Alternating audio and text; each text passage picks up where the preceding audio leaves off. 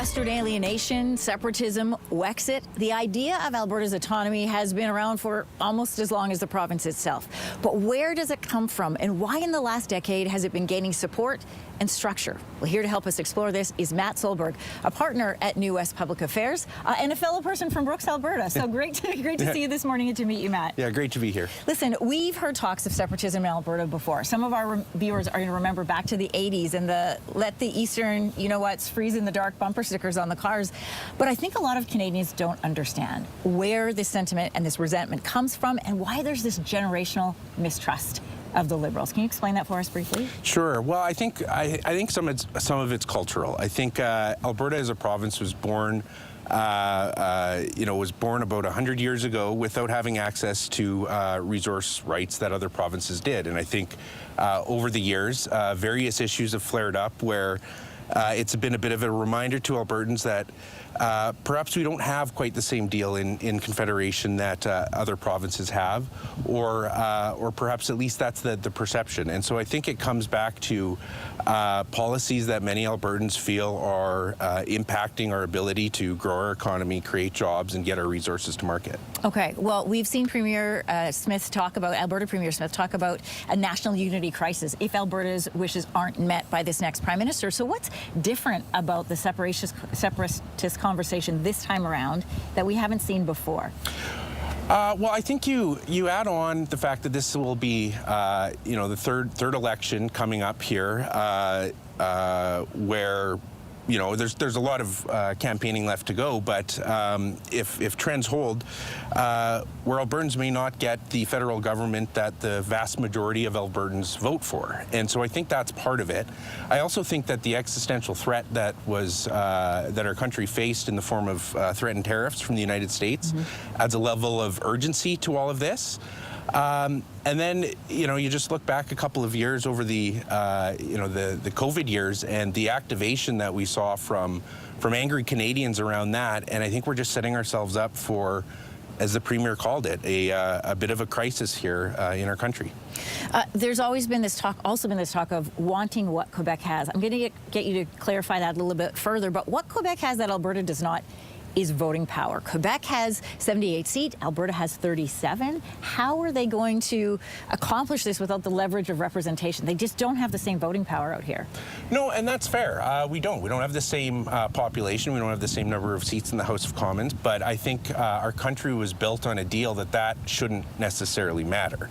And at the end of the day, Alberta may not have the population force, but I think Albertans would say we have the economic force. We're the economic driver in a lot of ways for this country, and I think Albertans have been happy to play that role and to contribute to the rest of Canada.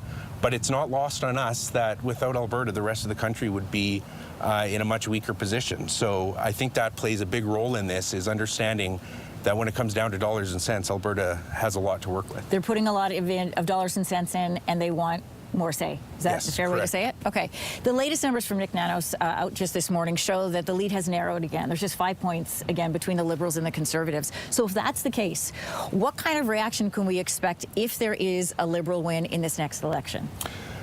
Well, look, I think the Premier, I don't think the Premier was wrong when she said that if the next federal government doesn't represent change, that there will be a significant chunk of the population in this province who are not just upset, but that are ready to do something about that. What is that? Is that like a convoy back in Ottawa? What does that look like? Well, I think we can leave some of that to our imagination, but we don't need to look too far into history to see what people are willing to do. I can say that between now and 2021, when you look at the polling, there are more Albertans who are saying Alberta will be better off alone. So I think those are possibilities, but at the end of the day, I think the province and most Albertans are most interested in seeing progress on issues like getting resources to market and a general improvement in the level of respect that Albertans feel come from the rest of the country. And I think we can avoid some of this. But if that doesn't happen, then yeah, I mean, we've seen this song and dance before. I'm going to push you a little bit on this, because if the winner of this next election wants to put a period at the end of this sentence about Western alienation, what does their approach look like? Like, what does Alberta want? Do they want less intervention from Ottawa? Do they want more inclusion? Which is it? Well, I think Albertans would say they want the same deal that the rest of the country has, which is cooperation from the rest of the country when it comes to getting resources to market. Stopping this sort of this pattern of putting in policies that Albertans feel are designed to restrict our ability to grow our industries, to restrict the growth of oil and gas. Those sorts of things. If there is no progress on that, then yes, I think people will be willing to to say and do some extraordinary things. But at the end of the day, even with separatist sentiment climbing, the vast majority of Albertans want to remain Canadians, and I think that's a really important thing for the rest of the country. To know is we don't have to go down that path, and in fact, most Albertans don't want to go down that path.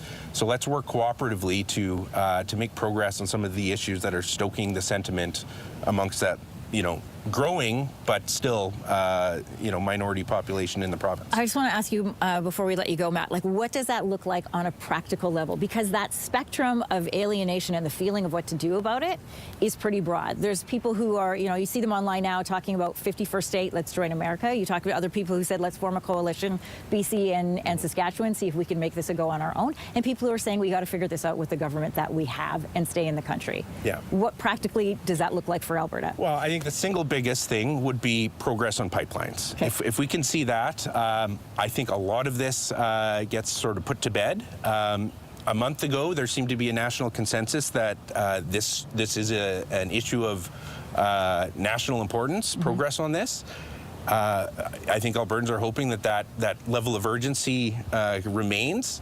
And if there's progress on that, then some of these other issues may fall by the wayside. But if there's not, then I think Albertans are willing to pick and choose, something else to hang their hat on as, this is why I'm upset, this is why I'm angry. Matt Silberger, it was a great conversation to have you today, in particular in front of the Alberta legislature. Thanks for coming on Your Morning. If you like that video, make sure to subscribe to the Your Morning YouTube feed, where you can find all kinds of new content posted every weekday morning.